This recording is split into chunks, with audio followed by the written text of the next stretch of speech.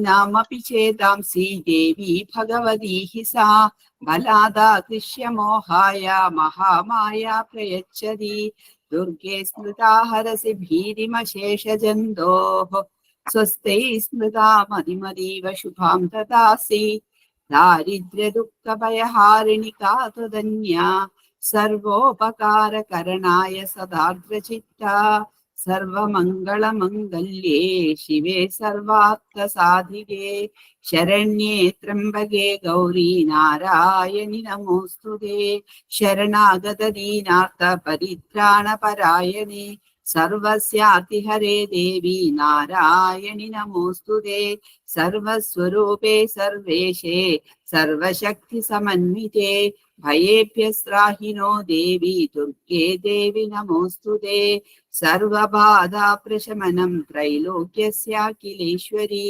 एवमेव त्वया कार्यम् अस्मद्वैरिविनाशनं रोगानशेषानपहंसि पृष्टा तु कामान् सकलानभीष्टान् त्वामाश्रितानां न विपन्नराणां त्वामाश्रिता ह्याश्रयतां प्रयान्ति इति ശ്രീദുർഗാ സപ്തശ്ലോകി സമ്പൂർണം. ഇന്ന് നമുക്ക് എടുക്കാനുള്ളത് ദേവി കവചമാണ്. പേജ് നമ്പർ 8 ഇവിടെ നിന്ന് മേടിച്ച പുസ്തകമാണെങ്കിൽ ഒന്ന് ഞാൻ കുറച്ച് ഫാസ്റ്റ് ആയിട്ടൊന്ന് വായിച്ചു പോകാം. കാരണം ഇതൊന്ന് വായിച്ച് തീർത്ത ശേഷം എക്സ്പ്ലെയിൻ ചെയ്യാൻ പറ്റുള്ളൂ. അതും കുറച്ചധികം ശ്ലോകങ്ങൾ ഉണ്ട്. 56 ശ്ലോകങ്ങളോളം ഉണ്ട്. അപ്പോ കുറച്ച് സ്പീഡായിട്ട് വായിക്കും. പിന്നെ പഠിപ്പിക്കുന്ന സമയത്ത് സ്ലോലി വായിച്ച് നിങ്ങൾക്ക് പറഞ്ഞു. പിന്നെ അത് ഡെയിലി വായിക്കേണ്ട ആവശ്യമില്ല. എല്ലാ ക്ലാസ്സിലും ഫുള്ള് വായിക്കേണ്ട ആവശ്യമില്ല. അതുകൊണ്ട് ഇന്നൊരു പ്രാവശ്യം ഞാൻ വായിച്ചു വെക്കാം കേട്ടോ. ദേവി കവചം. അസ്യ ശ്രീദേവി കവച സ്തോത്ര മഹാമന്ത്രസ്യ ബ്രഹ്മാ ഋഷിഃ അനുഷ്ഠുപ് ഛന്ദഃ മഹാലക്ഷ്മിർദേവത രാം ബീജം ഹ്രീം ശക്തിഃ ക്രൂം കീലകം ശ്രീ മഹാലക്ഷ്മി പ്രസാദ സിദ്ധ്യർത്ഥേ ജപേ വിനിയോഗഃ ह्राम् इत्यादि षडङ्कन्यासः ध्यानम् सौवर्णाभुजमध्यगां त्रिनयनां सौदामिनी सन्निभां शङ्खं चक्रवराभयं च ददतीम् इन्दोत्कलां बिभ्रतीं ग्रैवेयाङ्कतहारकुण्डलतराम् आखण्डलादिसुधां ध्यायेद्विन्द्यनिवासिनीं शशिमुखीं पार्श्वस्थपञ्चाननाम् शङ्खं चक्रमधोधनुश्च ददतीं विभ्रामितां तर्जनीं वामे शक्तिमसीं शरान् कलयतीं तिर्यक्त्रिशूलम्बुजैः सन्नद्धां विविधायुधैः परिवृतां मन्त्रीं कुमारीचनैः ध्यायेदिष्टवरप्रदां त्रिनयनां सिंहादिरूढां शिवाम् वाणीपदेर्वर विमोहित दुष्ट दैत्य दर्पाहिदष्टमनुजारि कुलाहितानि तच्छृङ्गमध्य नटनेन विहन्यमाना रक्षां करोतु मम सा त्रिपुराधिवासा शङ्कासि चापशर भिन्नकरां त्रिनेत्रां दिग्नेतरां शुकलया विलसत्किरीटां सिंहस्थितां ससुरसिद्धनुदां च दुर्गां दूर्वानिभां दुरितवर्गहरां नमामि. मार्कण्डेयोवाच यद्गुह्यं परमं लोके सर्वरक्षाकरं नृणां यन्न कस्यचिदाख्यातं तन्मे ब्रूहि पितामह. ब्रह्मोवाच अस्ति गुह्यतमं विप्र सर्वभूतोपकारकं देव्या स्तुतवचं पुण्यं तच्छृणुष्व महामुने. प्रथमं शैलपुत्रीति द्वितीयं ब्रह्मचारिणी तृतीयं चन्द्रखण्डेति कूष्माण्डेति चतुर्थकम् पंचमं स्कन्दमादेति षष्ठं कात्यायनीति च सप्तमं कालरात्रीति महागौरीति चाष्टमं नवमं सिद्धिदा प्रोक्ता नवदुर्गा प्रकीर्तिता उक्तानेतानि नामानि ब्रह्मणैव महात्मना अग्निना दह्यमानस्तु शत्रुमध्यगतोरणे विषमे दुर्गमे चैव भयार्ता शरणं गताः न तेषां जायते किञ्चित् अशुभं रणसङ्कटे नापदं तस्य पश्यामि शोकदुःखभयं नहि. येस्तु भक्त्यान् स्मृता नूनं तेषां वृद्धिः प्रजायते ये त्वां स्मरन्ति देवेशी रक्षसे नात्र संशयः प्रेतसंस्थातु चामुण्डा वाराही महिषासना ऐन्द्री गजसमारूढा वैष्णवी गरुडासना माहेश्वरी वृषारूढा कौमारी शिगिवाहना लक्ष्मी पद्मासना देवी पद्महस्ता हरिप्रिया श्वेतरूपधरा देवी ईश्वरी वृषवाहना ब्राह्मी हंस समारूढा सर्वाभरणभूषिता इत्येता मातरः सर्वा सर्वयोगसमन्विताः नानाभरणशोभाढ्या नानारत्नैश्च शोभिताः दृश्यन्ते रथमारूढा देव्यक्रोधसमन्विताः शङ्खं चक्रं गदां शक्तिं हलं च मुसलायुधं खेडगं तोमरं चैव परशुं पाशमेव च कुन्दायुधं त्रिशूलं च शार्ङ्गायुधमनुत्तमं दैत्यानां देहनाशाय भक्तानामभयाय च धारयन्त्यायुधानीतं देवानां च हिताय वै नमस्ते सुमहारौद्रे महाघोरपराक्रमे महाबले महोत्साहे महाभयविनाशिनी त्राहि मां देवी दुष्प्रेक्षे शत्रूणां भयवर्तिनी प्राच्यां रक्षतु मां ऐन्द्री अग्नेयामग्निदेवता दक्षिणे चैव वाराही नैऋत्यां गड्गधारिणी प्रतीच्यां वारुणी रक्षेत् वायव्यां मृगवाहिनी रक्षेत् द्वितीच्यां कौबेरी ऐशान्यां शूलधारिणी ऊर्ध्वं ब्रह्माणि मे रक्षेत् अधस्तात् वैष्णवी तथा एवं दश दिशो रक्षे चामुण्डा शववाहना जया मे चाकृतः पादो विजया पादो पृष्ठतः अजिता वामपार्श्वे तु दक्षिणे च पराजिता शिखामुद्योतिनी रक्षेत् उमामूर्तिनि व्यवस्थिता मालाधरी ललाटे च भ्रुवौ रक्षेत् यशस्विनी नेत्रयोः चित्रघण्टा च यमघण्टा च नासिके शङ्किनी चक्षुषोर्मध्ये श्रोत्रयोर्विन्ध्यवासिनी कपोलौकालिका रक्षेत् कर्णमूले तु शङ्करी नासिकायां सुगन्धा च उत्तरोष्ठे च चर्चिका अधरे चामृतकला जिह्वायां तु सरस्वती दन्तान् रक्षतु कौमारी कण्ठमध्ये तु चण्डिका घण्टिकां चित्रघण्टा च महामाया च तालुके कामाक्षी चिबुकं रक्षेत् वाचं मे सर्वमङ्गला ग्रीवायां भद्रकाली च पृष्ठवंशे धनुर्धरी നീലഗ്രീവ ബഹിക്കണ്ഠേ നളികാം നളകൂപരി ചില പുസ്തകങ്ങളിൽ നാളികാം എന്നുണ്ടാവും അത് തെറ്റാണ് നളികാം എന്നാക്കിക്കോളൂ കേട്ടോ ആരുടെയെങ്കിലും ബുക്കിൽ നാളികാം എന്നുണ്ടെങ്കിൽ അത് നളികാം എന്ന് വേണം വായിക്കാനായിട്ട് നീലഗ്രീവ ബഹിക്കണ്ഠേ നളികാം നളകൂപരി ഖഡ്ഗധാരിണ്യുഭൗ സ്കന്ധോ ബാഹുമേ വജ്രധാരിണി ഹസ്തയോ ദണ്ഡിനി രക്ഷേത് അംബികാ ചാങ്കുലീഷു ച നഖാൻ ശൂലേശ്വരി രക്ഷേത് കുക്ഷിം രക്ഷേ നളേശ്വരി സ്തനൗ രക്ഷേൻ മഹാലക്ഷ്മി മനഃശോകവിനാശിനി ഹൃദയേ ലളിതാ ദേവി ഉദരേ ശൂലധാരിണി नाभिं च कामिनी रक्षेत् गुह्यं गुह्येश्वरी तथा बोधनाथा च मे त्रमे कृतं महिषवाहिनी कड्यां भगवती रक्षेत् जानूनी विद्यवासिनी जङ्घे महाबला प्रोक्ता जानुमध्ये विनायकी गुल्फयोर्नारसिंही च पादपृष्ठे मितौजसी पादाङ्गुली श्रीतरी च पादातस्थलवासिनी नखान्तं श्राकराळी च केशं शैवोद्वकेशिनी रोमकूपाणि कौबेरी त्वचं वागीश्वरी तदा रक्तमज्जावसा मांसान्यस्ति मेधांसि पार्वती आन्ध्राणि कालरात्रि तु पित्तं च मकुडेश्वरी पद्मावती पद्मकोशे कफे चूडामणिस्तदा ज्वालामुखी नगज्वालामभेत्य सर्वसन्तिषु शुक्रं ब्रह्माणि मे रक्षेत् छायां छत्रेश्वरी तथा अहङ्कारं मनोबुद्धिं रक्षेन्मे धर्मचारिणी प्राणापानौ तथा व्यानं समानो दानमेव च वज्रहस्ता च मे रक्षेत् प्राणं कल्याणशोभना रसे रूपे च गन्धे च शब्दे स्पर्शे च योगिनी सत्त्वं रजस्तमश्चैव रक्षेन्नारायणी सदा आयुरक्षतु वाराही धर्मं रक्षतु वैष्णवी यशः कीर्तिं च लक्ष्मीं च धनं विद्यां च चक्रिणी गोत्रमिन्द्राणि मे रक्षेत् पशून् मे रक्ष चण्डिके पुत्रान् रक्षेन् महालक्ष्मी भार्यं रक्षतु भैरवी पन्थानां सुपदा रक्षेत् मार्गं क्षेमकरी तदा राजद्वारे महालक्ष्मीर्विजयः सर्वदस्थिता विजया सर्वदस्थिता വിജയ എന്നുണ്ട് വിജയം എന്ന് ചില ബുക്കിൽ കാണാം അത് വിജയാന്ന് നോക്കിക്കോളൂ കേട്ടോ രാജദ്വാരേ മഹാലക്ഷ്മി വിജയ സർവദസ്ഥിത रक्षाहीनं तु यत्स्थानं वर्जितं कवचेन तु तत्सर्वं रक्ष मे देवी जयन्ती पापनाशिनी पदमेकं न गच्छेतु यदिच्छेत् शुभमात्मनः कवचेनावृतो नित्यं यत्र यत्र हि गच्छति तत्र तत्राचलापश्च विजयः सर्वकामिकः यं यं चिन्तयते कामं तं तमाप्नोति निश्चितं परमैश्वर्यमतुलं प्राप्स्यते भूतले पुमान् निर्भयो जायते मर्त्यः सङ्ग्रामेषु पराजितः त्रैलोक्ये तु भवेत् पूज्य कवचेनावृतः पुमान् इदं तु देव्या कवचं देवानामपि दुर्लभं यः पठेत् त्रयतो नित्यं त्रिसन्ध्यं श्रद्धयान्वितः दैवी कला भवेत् तस्य त्रैलोक्ये च पराजितः जीवेत् वर्षशतं साग्रम् अपमृत्युविवर्जितः नश्यन्ति व्याधयः सर्वे लोधा विस्फोटगाधयः सावरं जङ्गमं चापि कृत्रिमं चापि यद्विषम् आविचाराणि सर्वाणि मन्त्रयन्त्राणि भूतले भूचरा केचराश्चैव जलजाश्चौपदेशिकाः सहजा कुलजा माला डाकिनी शाकिनी तथा अन्तरिक्षचरा घोरा डाकिन्यश्च महाबलाः ग्रहभूतपिशाचाश्च यक्षगन्धर्वराक्षसाः ब्रह्मराक्षसभेताळा कुष्माण्डा भैरवादयः नश्यन्ति दर्शनात् तस्य कवचे श्रुति संस्थिते മനോനദീർന്ന് ചില പുസ്തകങ്ങൾ കാണാം, അത് മാന്നാക്കിക്കോളൂ കേട്ടോ.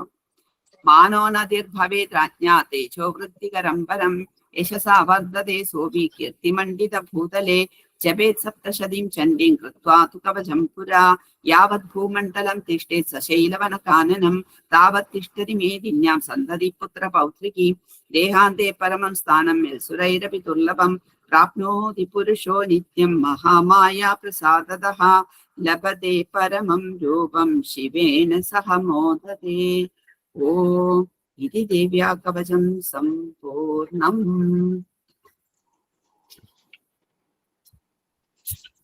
ടീച്ചറെ ഇത് ഏതാ വായിച്ചത്? എനിക്ക് ഒന്നും മനസ്സിലായില്ല. ദേവി കവചം, ദേവി മഹാത്മ്യാണ് ക്ലാസ്. ദേവി മഹാത്മ്യത്തിന്റെ ക്ലാസ് ആണ്. അതില് ദേവി കവചം ആണ്. നമ്മള് അർഗള സ്തോത്രം, കീലക സ്തോത്രം കഴിഞ്ഞു. ഇനി അടുത്തത് കവച സ്തോത്രമാണ് പഠിക്കാൻ പോണത്. അപ്പൊ ആ കവചം ആണ് ഇപ്പൊ വായിച്ചു കഴിഞ്ഞത്. പേജ് എത്രയായിരുന്നു? പേജ് 8. ഓക്കെ, എന്താണ് കവചം? നമ്മൾ കേട്ടിട്ടുണ്ടല്ലേ കവചം കവചം എന്നൊക്കെ. കവചം എന്താണ്? കവചം എന്ന് പറഞ്ഞിട്ടുണ്ടെന്നുണ്ടെങ്കിൽ ദേവി കവചം. ഇവിടെ ദേവി കവചം എന്തിനാണ് നമ്മൾ വായിക്കുന്നത് എന്ന് വെച്ചെങ്കിൽ, നമുക്ക് ആന്തരികമായിട്ടും ബാഹ്യമായിട്ടും ആവശ്യമായിട്ടുള്ള സംരക്ഷണം, പ്രൊട്ടക്ഷൻ, ആ പ്രൊട്ടക്ഷന് വേണ്ടിയിട്ടാണ്. അത് വെറും ബാഹ്യമായിട്ടുള്ള പ്രൊട്ടക്ഷൻ മാത്രം പോരാ, നമുക്ക് ആന്തരികമായിട്ടുള്ള പ്രൊട്ടക്ഷനും ആവശ്യമാണ്. ഒരു ഉപാസകനെ സംബന്ധിച്ചിടത്തോളം, ദേവി ഉപാസകനെ സംബന്ധിച്ചിടത്തോളം അവന് ബാഹ്യമായിട്ടും ആന്തരികമായിട്ടും പ്രൊട്ടക്ഷൻ ആവശ്യമാണ്. ആ പ്രൊട്ടക്ഷന് വേണ്ടിയിട്ടാണ്, ബാഹ്യമായിട്ടും ആന്തരികമായിട്ടുള്ള പ്രൊട്ടക്ഷന് വേണ്ടിയിട്ടാണ് നമ്മൾ കവചം വായിക്കുന്നത്. അപ്പൊ എന്തിനാണ് ബാഹ്യമായിട്ടുള്ള പ്രൊട്ടക്ഷൻ? നമുക്കറിയാം, പല ആക്സിഡന്റോ അല്ലെങ്കിൽ വല്ലതും പറ്റി നമുക്ക് എന്തെങ്കിലുമൊക്കെ കുഴപ്പം വരുമോ എന്നൊക്കെ വിചാരിച്ചിട്ട് നമുക്ക് നമുക്കത് മനസ്സിലാക്കാൻ സാധിക്കും. ആന്തരികമായിട്ടുള്ള പ്രൊട്ടക്ഷൻ എന്തിനാണ് എന്ന് ഒരു സംശയം വരാം. എപ്പോഴും ഒരു ഉപാസകൻ ആധ്യാത്മികതയില് ഉന്നതമായ നിലകളിലേക്ക് പോകും തോറും അവന് ഭൗതിക സുഖങ്ങള് ഇങ്ങനെ പിടിച്ചു വലിക്കും. അങ്ങോട്ട് പോണ്ട, ഇങ്ങോട്ട് വരും, അങ്ങോട്ട് പോണ്ട, ഇങ്ങോട്ട് വരും, അങ്ങോട്ട് പോണ്ട, ഇങ്ങോട്ട് വരും അല്ലെ. അപ്പോ ആധ്യാത്മികതയിലെ ഉയരാൻ ശ്രമിക്കും തോറും അതിലേക്കൊന്ന് പോണം. ഇപ്പൊ തന്നെ നമുക്കറിയാം, ക്ലാസ്സിന് കാരണം എന്ന് വിചാരിക്കുമ്പോഴേക്കും എന്തേ ഗസ്റ്റ് വരണം അല്ലെ. വീട്ടില് ഗസ്റ്റ് കയറി വന്നു, 7 മണിക്ക് ക്ലാസ് മുടങ്ങി. അവരെ ഗസ്റ്റ് എന്നല്ല പറയാ, ശരിക്ക് കുറച്ചൊന്ന് മാറ്റി പറയേണ്ടി വരും. ഓക്കെ, അല്ലെങ്കിൽ നമുക്ക് പറയാൻ തൻ്റെ ഉണ്ടാവണം, ഒന്ന് ഇരിക്കൂട്ടോ, ഞാൻ ഇപ്പൊ വരാം, 1 മണിക്കൂർ അല്ലെങ്കിൽ 1/2 മണിക്കൂർ ബാക്കിയുണ്ട്, അത് കഴിഞ്ഞിട്ട് വരാം. ക്ലാസ്സിലാണെന്ന് പറയാനുള്ള തൻ്റെ ഇടം നമുക്ക് വേണം. അത് ഇല്ലേനി അവരെന്തെങ്കിലും വിചാരിക്കുമെന്ന് വിചാരിച്ചിട്ട്. അപ്പോ ഇങ്ങനെ ആന്തരികമായിട്ടും ബാഹ്യമായിട്ടും നമുക്ക് ശത്രുക്കളുണ്ട്. ശരിക്കും പറയുകയാണെങ്കിൽ ഉപാസനയിൽ ഉയരും തോറും നമ്മളെ ആന്തരികമായിട്ടുള്ള ആന്തരികമായിട്ടുള്ള ശത്രുക്കൾ ആരാ? ഈ സുഖഭോഗങ്ങളൊക്കെയാണ് ആന്തരികമായിട്ടുള്ള ശത്രുക്കൾ നമ്മുടെ. അവര് നമ്മളെ അതിൽ നിന്ന് പിടിച്ചു വലിക്കും. അങ്ങോട്ട് പോണ്ട, ഇങ്ങോട്ട് വരും, ഇങ്ങോട്ട് വരും എന്ന് പറഞ്ഞിട്ട്. അപ്പോ ആ സുഖഭോഗങ്ങളൊക്കെ എപ്പ ചാൻസ് കിട്ടണു അപ്പോഴൊക്കെ ഉപാസകനെ കയറി പിടിക്കും. ഉപാസിക്കേണ്ട, ഇങ്ങോട്ട് പോരൂ, ഉപാസിക്കേണ്ട എന്ന് പറഞ്ഞിട്ട് പിടിച്ചു വലിക്കും. അപ്പോ എന്ത് വേണം? ആ ഭോഗസുഖങ്ങളെയൊക്കെ യോഗസുഖങ്ങളാക്കി നമ്മൾ മാറ്റണം. നമ്മൾ ഭോഗസുഖങ്ങളെ യോഗസുഖങ്ങളാക്കി മാറ്റാനുള്ള തൻ്റെ ഇടം നമുക്ക് വേണം. നമുക്ക് ദേവീ ഉപാസനയിലെ ഉയരും തോറും ധാരാളം ഭൗതികമായിട്ടുള്ള സംഗതികൾ നമുക്ക് വന്നു ചേരും. ഇപ്പൊ ഒരു എക്സാമ്പിൾ പറയാം. ഇപ്പൊ നമ്മള് ഇങ്ങനെ നന്നായിട്ട് ദേവിയൊക്കെ സ്തുതിച്ച് ദേവി മഹാത്മ്യമൊക്കെ വായിച്ച് മനസ്സിലാഗ്രഹം ഉണ്ടായിരുന്നു ഒരു കാറൊക്കെ ഓട്ടോമാറ്റിക് കാറൊക്കെ മേടിക്കണമെന്ന്. നമുക്കത് സാധിക്കും. ഓട്ടോമാറ്റിക് കാർ മേടിച്ചു. നമ്മള് ദേവി അതിനുള്ളതൊക്കെ ഉണ്ടാക്കി തന്നു സാഹചര്യം. ഓട്ടോമാറ്റിക് കാറൊക്കെ മേടിച്ചു, നല്ല കാർ മേടിച്ചു. കാർ മേടിച്ചു കഴിഞ്ഞാൽ എന്ത് ചെയ്യണം? അതൊരു ഭോഗമാണ് കേട്ടോ. കാറൊക്കെ നമുക്ക് ഒരു ലക്ഷറി അല്ലേ. അപ്പൊ എന്ത് ചെയ്യണം? അതിനെ യോഗമാക്കി മാറ്റണം. എങ്ങനെ യോഗമാക്കി? ആ കാർ കിട്ടി, ഇന്ന് നമുക്ക് പഴനിക്ക് പോവാം, 6 ദിവസം കഴിഞ്ഞാൽ നമുക്ക് ഗുരുവായൂർക്ക് പോവാം, അല്ലെങ്കിൽ പിന്നെ എന്താ തിരുവനന്തപുരത്ത് പത്മനാഭസ്വാമി ക്ഷേത്രത്തിൽ പോവാം, അല്ലെങ്കിൽ കാഞ്ചീപുരത്തിലേക്ക് പോവാം, കാമാക്ഷിയമ്മയെ കണ്ടിട്ട് വരാം. അപ്പൊ അങ്ങനെ നമുക്ക് ഭോഗത്തിനെ യോഗമാക്കി മാറ്റാൻ സാധിക്കണം. ഭോഗസുഖങ്ങളെയൊക്കെ യോഗസുഖങ്ങളാക്കിയിട്ട് മാറ്റാൻ സാധിക്കണം. ഇപ്പൊ നമുക്കൊരു ചക്ക തന്നു എന്ന് വയ്ക്കാം, നല്ല വരിക്കച്ചക്ക തന്നു എന്ന് വയ്ക്കാം. ആ ചക്കയും ഒരു കത്തിയും തന്നു കഴിഞ്ഞാൽ ആ ചക്ക തിന്നാൻ സുഖം ഉണ്ടാവോ? ചക്കയൊക്കെ മുറിച്ച് തിന്നുമ്പോ കയ്യൊക്കെ ഒട്ടി, അതുപോലെ ആയൊക്കെ ഒട്ടി ഇങ്ങനെ ആയി പോയി ചുണ്ടൊക്കെ, പിന്നെ കഴിക്കാൻ പറ്റില്ല നമുക്ക് നന്നായിട്ട്. അപ്പൊ എന്ത് ചെയ്യണം? അതിനെ യോഗമാക്കി മാറ്റണമെങ്കിൽ എന്ത് വേണം? കുറച്ച് എണ്ണയും കൂടി കൊടുക്കണം. ആ എണ്ണയൊക്കെ കയ്യിലൊക്കെ പുരട്ടി, ആ കത്തിലെ എണ്ണയൊക്കെ പുരട്ടി മുറിച്ച് ആ ചക്ക എത്ര രസമായിട്ട് നമുക്ക് കഴിക്കാൻ പറ്റും അല്ലേ? അപ്പൊ അതൊരു കവചമാണ്. ശരിക്കും പറയുകയാണെങ്കിൽ അതൊരു കവചമാണ് എണ്ണ എന്നുള്ളത്. അതുപോലെ ഇപ്പൊ നമ്മൾ സ്കൂട്ടറിലും ബൈക്കിലൊക്കെ പോകുമ്പോൾ എന്തിനാ ഹെൽമെറ്റ് വെക്കുന്നത്? അതൊരു കവചമാണ്, ഒരു പ്രൊട്ടക്ഷൻ ആണത്. തട്ടിമുട്ടി വീണാലും തലയ്ക്കൊന്നും കേടുപറ്റാതിരിക്കാൻ കാറിൽ ബെൽറ്റ് ഇടുന്നു അല്ലെ. ഇതൊക്കെ ഒരു കവചമാണ്. ഇതേപോലെ ഒരു കവചമാണ് നമ്മളുടെ ആധ്യാത്മികതയിൽ നമുക്ക് ഉയരാൻ വേണ്ടിയിട്ട്, യാതൊരു വിധത്തിലുള്ള തടസ്സങ്ങളും വന്ന് നമ്മളെ പിന്തിരിപ്പിക്കാതിരിക്കാൻ വേണ്ടിയിട്ട് നമ്മൾ ചെയ്യുന്ന ഒരു ഉപാസനയാണ് ഈ കവച പാരായണം എന്നുള്ളത്. അത് എങ്ങനെയാണ്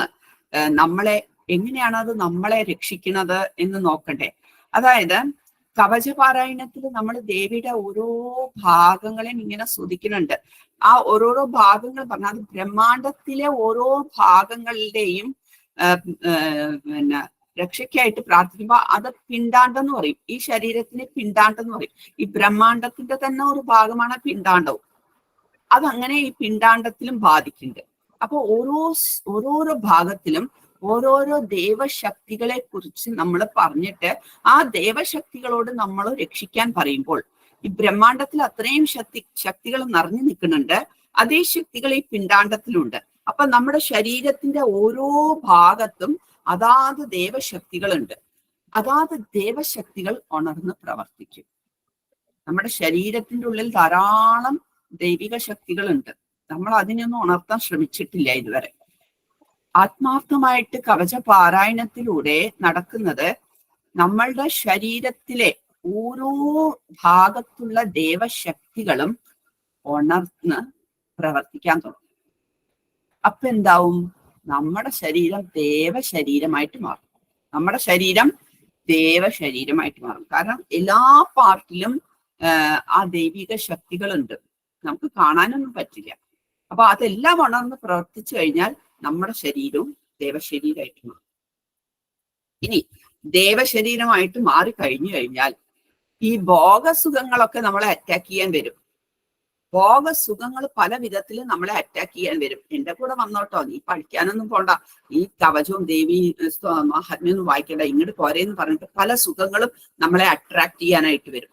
എന്നിട്ടോ നമ്മുടെ അടുത്ത് വരുമ്പോ അയ്യോ ഇവരുടെ അടുത്ത് പോണ്ട, ഇവരുടെ ശരീരം ദേവശരീരം അയക്കണോ എന്ന് പറഞ്ഞിട്ട് നാണം കെട്ടിട്ട് തലതാഴ്ചിട്ട് പിന്നിലേക്ക് പോകും. അവർക്ക് നമ്മളെ അറ്റാക്ക് ചെയ്യാൻ പറ്റില്ല.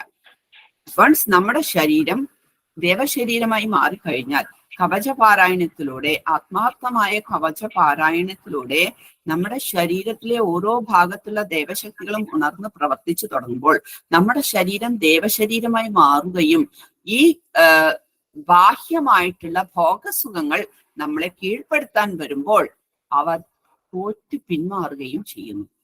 എങ്ങനെ എന്ന് ചോദിച്ചാൽ, ഈ മുറിക്കകത്ത് നമ്മൾ കൊതുകുതിരി കത്തിച്ചു വെച്ചു എന്ന് വിചാരിക്കുക.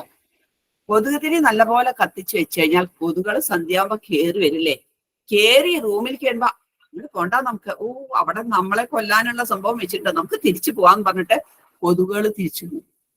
ഇല്ലേ? കൊതുക് വരുമോ പിന്നെ നമ്മളെ കടിക്കാൻ? ഇവിടെ കൊതുക് തിരി കത്തിച്ചു വെച്ചാൽ കൊതുക് നമ്മളെ കടിക്കാൻ പറ്റില്ല. എന്തേലും കൊതുക് പേടിച്ചിട്ട് തിരിച്ചു പോകും. അയ്യോ അവരെ കടിച്ചാൽ ശരിയാവില്ല, ഞാൻ ചത്തുപോവുള്ളൂ. എനിക്ക് ചാവാൻ വയ്യാന്ന് പറഞ്ഞ് കൊതു തിരിച്ചു പോകും. ഇതേപോലെ ഭോഗസുഖങ്ങളൊക്കെ നമ്മളെ അറ്റാക്ക് ചെയ്യാൻ വന്നിട്ട് നമ്മുടെ ശരീരം ദേവശരീരമായി കാണുമ്പോ അവരിങ്ങനെ തോറ്റ് പിന്മാറി മടങ്ങിപ്പോയി. അപ്പൊ എന്തായി? നമ്മളെ രക്ഷപ്പെട്ടു. അങ്ങനെ ആ ഉപാസകന് പിന്നെ എന്ത് ചെയ്യാം? ഈ കവചമൊക്കെ ചൊല്ലുമ്പോ ആ ശരീരം എത്രമാത്രം പവിത്രീകരിക്കപ്പെടുന്നു, ശരീരത്തിലെ ഓരോ പാർട്ടിലെയും ദേവശക്തികൾ ഉണർന്ന് പ്രവർത്തിക്കുന്ന പോലെ തന്നെ ആ അന്തരീക്ഷവും അതുപോലെ തന്നെ ശുദ്ധീകരിക്കപ്പെടുന്നു. എവിടെയാണോ ആരാണോ നിത്യവും കവചം ചൊല്ലുന്നത് അവരുടെ ശരീരം മാത്രമല്ല, അവർക്ക് ചുറ്റുമുള്ള അന്തരീക്ഷം, ഭൂമി, ജലം ഇതെല്ലാം പവിത്രീകരിക്കപ്പെടുന്നു. നമ്മൾ ഇതൊന്നും അറിയുന്നില്ല. എന്തൊക്കെയാ നടക്കുന്നത് നമ്മൾ അറിയില്ല. ഇതൊക്കെയാണ് നടക്കുന്നത്. അപ്പൊ അന്തരീക്ഷത്തിന്റെ മലിനീകരണം എല്ലാം നീങ്ങിക്കിട്ടണു. അതുപോലെ ഭൂമി ശുദ്ധമായി പവിത്രീകരിക്കപ്പെടുന്നു, ജലം പവിത്രീകരിക്കപ്പെടുന്നു. ഇങ്ങനെ എല്ലാം പവിത്രീകരിച്ചിട്ട് എന്തായി? ആ സാധകൻ അപ്പൊ എവിടെ ഇപ്പൊ ഇരിക്കണം, അല്ലെങ്കിൽ ആ ഉപാസകൻ എവിടെ ഇരിക്കണം? വളരെ പെർഫെക്റ്റ് ആയിട്ട് ഒരു സ്ഥലത്താണ് ഉപാസകൻ ഇരിക്കുന്നത്. ഉപാസകന്റെ ശരീരം, ഉപാസകന്റെ ചുറ്റുപാട്, ഉപാസകൻ ഉപയോഗിക്കുന്ന ജലം, ഭൂമി എല്ലാം ശുദ്ധീകരിക്കപ്പെടുകയാണ് കവച പാരായണം. അപ്പോ അർഗള സ്തോത്രം ചൊല്ലണം എന്ന് പറഞ്ഞു. എന്തിനാണ്? തടസ്സങ്ങളൊക്കെ നീങ്ങിക്കിട്ടാനായിട്ടാണ് അർഗള സ്തോത്രം ജപിക്കുന്നത് നമ്മള്. ഇനിയോ തടസ്സങ്ങളൊക്കെ നീങ്ങിക്കിട്ടി, ഉപാസനയ്ക്ക് വേണ്ട തടസ്സങ്ങളൊക്കെ നീങ്ങിക്കിട്ടി. പിന്നെ നമ്മൾ കീലകം വായിക്കും അല്ലെ? എന്തിനാ കീലകം വായിക്കുന്നത്? ആ ഉപാസകനെ ഒന്ന് മയപ്പെടുത്താൻ വേണ്ടിയിട്ട്. കാരണം ആ ഉപാസനയിലേക്ക് ഇറങ്ങുമ്പോൾ കുറച്ച് കൃത്യത, നിഷ്ഠത ഇതൊക്കെ ഉപാസകന് ആവശ്യമാണ്. അതൊക്കെ ഒന്ന് കിട്ടാൻ വേണ്ടിയിട്ടാണ് കീലക സ്തോത്രം പാരായണം ചെയ്യുന്നത്. എന്നിട്ടോ പിന്നെ നമ്മൾ കവചണീയാണ്. പിന്നെ നമ്മള് കവചമണിഞ്ഞു. കവചസ്തോത്ര പാരായണത്തിലൂടെ ആന്തരികമായും ബാഹ്യമായിട്ടുമുള്ള എല്ലാ വിധത്തിലുള്ള പ്രൊട്ടക്ഷനും നമുക്ക് ലഭിക്കുകയാണ്. അങ്ങനെ ഈ ഉപാസകൻ ദേവിയുടെ കാരണഭാഗങ്ങളിലേക്കാണ് ഇനി യാത്ര ചെയ്യുന്നത്. അധ്യായങ്ങളിലൂടെ 1, 2, 3, 4, 5 എന്ന് പറഞ്ഞിട്ടുള്ള അധ്യായങ്ങളിലൂടെ എവിടേക്കാ പോണത്? ആ ദേവിയുടെ കാരണഭാഗത്തേക്ക്. എന്ന് വെച്ചാൽ സ്ഥൂല സൂക്ഷ്മ കാരണഭാവങ്ങളെ മറികടന്ന് ശുദ്ധ തത്വത്തിലേക്കാണ് ആ ഉപാസകൻ എത്തുന്നത്. സ്ഥൂല സൂക്ഷ്മ കാരണ ഭാവങ്ങളെയൊക്കെ മറികടന്ന് ദേവിയുടെ ആ യഥാർത്ഥ തത്വത്തിലേക്ക്, ശുദ്ധ തത്വത്തിലേക്കാണ് ആ ഉപാസകൻ എത്തിച്ചേരുന്നത്. ആ ശുദ്ധ തത്വത്തിലേക്ക് എത്തിച്ചേരുമ്പോ ഉപാസകൻ എന്ത് മനസ്സിലാവും? തന്നെയാണ് ദേവി, ഞാൻ തന്നെയാണ് പരമാത്മാവ്, ഞാൻ തന്നെയാണ് സച്ചിദാനന്ദ കട്ട എന്ന അനുഭവം ആ ഉപാസകന് കിട്ടുന്നു. അപ്പോ ഇങ്ങനെ 3 ഗ്രന്ഥികളെ ഭേദിച്ചുകൊണ്ട്, ഏതാ 3 ഗ്രന്ഥികള്? 3 ഗ്രന്ഥികള് ബ്രഹ്മഗ്രന്ഥി, വിഷ്ണുഗ്രന്ഥി, രുദ്രഗ്രന്ഥി. 3 ഗ്രന്ഥികളെ ഭേദിച്ചുകൊണ്ട്, അഥവാ 6 ഷഡാധാരങ്ങളെ 6 ചക്രങ്ങളെ ഭേദിച്ചുകൊണ്ട് ഒരു ഉപാസകന്റെ യാത്രയാണ്. എങ്ങോട്ട്? സഹസ്രാരത്തിലേക്ക് ഉള്ള യാത്രയാണ് 13 അധ്യായങ്ങളിലൂടെ, അഥവാ 3 ചരിതങ്ങളിലൂടെ ദേവീ മാഹാത്മ്യത്തിലൂടെ നടക്കാൻ പോകുന്നു. അപ്പോ അതിനു വേണ്ടിയിട്ട് ഉള്ള പ്രിപ്പറേഷനാണ് കവചം. നമ്മള് എന്തിനാ? പ്രൊട്ടക്ഷന് വേണ്ടിയിട്ട്. യാതൊരു തരത്തിലും ഈ ഒരു ഉപാസനയിൽ നിന്നും വ്യതിചലിക്കാനുള്ള ഇടവരരുത് എന്ന് വെച്ചിട്ടാണ് നമ്മൾ കവചസ്തോത്രം പാരായണം ചെയ്യുന്നത്. കീലകം, കവചം, ഇത് 3ന്റെയും ഇമ്പോർട്ടൻസ് നിങ്ങൾക്ക് മനസ്സിലായിട്ടുണ്ടാവുമെന്ന് ഞാൻ വിചാരിക്കുന്നു. ദിവസവും ചൊല്ലേണ്ട ഒരു സ്തുതിയാണ് കവചം എന്നുള്ളത്. നമുക്ക് അത്ര ഉപകാരം ചെയ്യും കവച സ്തോത്ര പാരായണം. അതൊരു പ്രൊട്ടക്ഷനാണ് നമുക്ക് എല്ലാ വിധത്തിലും. ഇനി പുറത്തേക്കൊക്കെ പോവുകയാണെങ്കിൽ വല്ല കുഴപ്പങ്ങളൊന്നും തലകുത്തി വീഴ്, അല്ലെങ്കിൽ ആക്സിഡന്റ് ഉണ്ടാവുക, അല്ലെങ്കിൽ ഏതെങ്കിലും ദുഷ്ടശക്തികൾ അറ്റാക്ക് ചെയ്തൊന്നും ഉണ്ടാവില്ല. കവചസ്തോത്രം ഡെയിലി അപ്പം ശരിക്കും പഠിച്ചു കഴിഞ്ഞപ്പോൾ ഞാൻ കണ്ടില്ലേ, വളരെ കുറച്ച് മിനിറ്റ് കൊണ്ട് അത് വായിക്കാവുന്നതേ ഉള്ളൂ. അർത്ഥം മനസ്സിലാക്കി കഴിഞ്ഞാൽ നന്നായിട്ട് നമുക്ക് ഉൾക്കൊണ്ട് വായിക്കാനും സാധിക്കും. ഏകദേശം നിങ്ങൾക്കൊരു പിടി കിട്ടിയെന്ന് വിചാരിക്കുന്നു. ഞാൻ എന്താണ് കവചസ്തോത്രം, എന്താണ് അർഗളം, എന്താണ് കീലകം എന്നൊക്കെ മനസ്സിലായിട്ടുണ്ടാവും വിചാരിക്കുന്നു. കാരണം ഈ കവചവും കൂടി കഴിഞ്ഞാൽ പിന്നെ നേരിട്ട് നമ്മൾ നവാക്ഷരി മന്ത്രം ഒന്ന് പറഞ്ഞു തന്നു കഴിഞ്ഞാൽ അധ്യായങ്ങളിലേക്കായിരിക്കും പോകുന്നുണ്ടാവുക കേട്ടോ. ഓക്കെ, ഇനി ശ്രദ്ധിച്ചോളൂ. ദേവി കവചം, പേജ് 8, ദേവി മഹാത്മ്യമാണ് പുസ്തകം. അസ്യ ശ്രീദേവി കവചസ്തോത്ര മഹാമന്ത്രസ്യ ബ്രഹ്മാ ഋഷിഹി. ഋഷി എന്ന് പറഞ്ഞു കഴിഞ്ഞിട്ടുണ്ടെങ്കിൽ ഋഷി ഇങ്ങനെയൊന്നും നിങ്ങൾ ചെയ്യണ്ട കേട്ടോ, ഇത് പരിചയമില്ലാത്തവർ ചെയ്യണ്ട. ഇത് മുദ്രയാണ്, മൃഗമുദ്ര എന്നൊക്കെ പറയും. അതായത് ഋഷിയെ എപ്പോഴും ശിരസിലാണ് നമ്മൾ ധ്യാനിക്കേണ്ടത്. ഋഷി എന്ന് പറഞ്ഞു കഴിഞ്ഞാൽ ഈ കവചം ആവിഷ്കരിച്ച ആളാണ്. ആരാണോ ഈ കവചത്തിന്റെ ദ്രഷ്ടാവ്, ഈ കവച ദർശിച്ച ദ്രഷ്ടാവ്, ആവിഷ്കരിച്ച് ലോകത്തിന് വേണ്ടി തന്ന സംഭാവന ചെയ്തിട്ടുള്ള ആളാണ് ഋഷി എന്ന് പറയുന്നത്. അപ്പൊ ഈ ഒരു കവചത്തിന്റെ ഋഷി നമ്മളുടെ ബ്രഹ്മദേവനാണ്. മുത്തുമുത്തച്ഛൻ അല്ലെ, അദ്ദേഹമാണ് ഋഷി. ബ്രഹ്മാ ഋഷിഹി. ഇനി ഇതിന്റെ മീറ്റർ അനുഷ്ഠുപ് ഛന്ദഃ, ഛന്ദസ് പദങ്ങള്, അതായത് 8 അക്ഷരം വീതം 4 വരി 32 അക്ഷരമാണ് അനുഷ്ഠുപ് ഛന്ദസ് എന്നാണ് പറയുക. മഹാലക്ഷ്മിർ ദേവത. അപ്പൊ ഛന്ദസ് മേൽചുണ്ടില് തൊടേണ്ട ആവശ്യമില്ല, തൊട്ടയച്ചില്ല എന്നൊക്കെ പറയും. അത് മൂക്കിന്റെ താഴെ മേൽചുണ്ടിലായിട്ട് വെച്ച് നമ്മൾ ഛന്ദസ് ഒന്ന് ധ്യാനിക്കണം. പിന്നെ ദേവതയെ ഹൃദയത്തിലാണ് ധ്യാനിക്കേണ്ടത്. ഈ കവചത്തിന്റെ ദേവത മഹാലക്ഷ്മിയാണ്. മഹാലക്ഷ്മിർ ദേവത. ഇവര് 3 പേരും കഴിഞ്ഞാൽ ഹ്രാം ബീജം, ഹ്രീം ശക്തിഹി, ഹ്രൂം കീലകം, ശ്രീ മഹാലക്ഷ്മി പ്രസാദ സിദ്ധ്യർത്ഥേ ജപേ വിനിയോഗഃ റാം ഇത്യാദി ഷഡംഗന്യാസഃ. ഇനി ഹ്രാം ഹ്രീം ഹ്രൂം എന്നൊക്കെ പറയുന്നത് ആ മഹാലക്ഷ്മിയുടെ ബീജഭാവങ്ങളാണ്. ഈ മന്ത്രത്തെ നമ്മളിലേക്ക് ഉറപ്പിക്കാൻ വേണ്ടിയിട്ടുള്ള ശക്തികളാണ് അതൊക്കെ. അത്രയും മനസ്സിലാക്കിയാൽ മതി, കൂടുതൽ മനസ്സിലാക്കേണ്ട അതിനെ കുറിച്ച്. ഛന്ദസ്സും ദേവതയും ഋഷിയും മാത്രം ഒന്ന് മനസ്സിലാക്കിയാൽ മതി. ഇനി ധ്യാനം നോക്കാം. കുറച്ച് വലിയ 4 ശ്ലോകങ്ങളുള്ള ധ്യാനമാണ് കവചസ്തോത്രത്തിനുള്ളത്.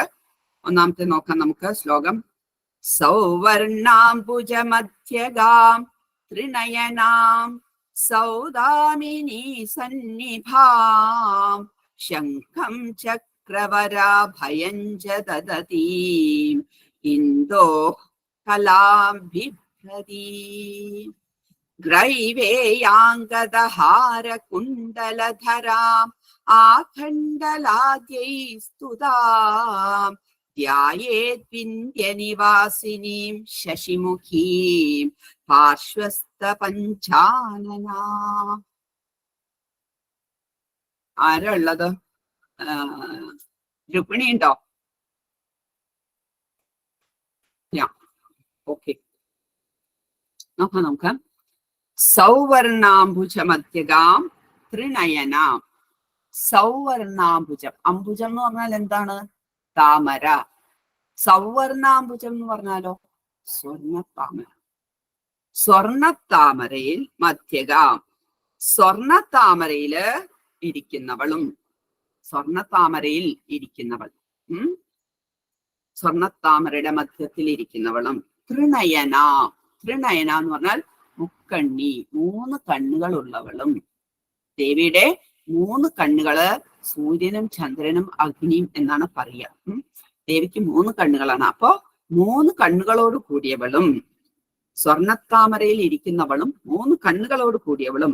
സൗദാമിനി സന്നിഭാം. സൗദാമിനി എന്ന് പറഞ്ഞാൽ എന്താ അറിയോ? ഇടിമിന്നല്.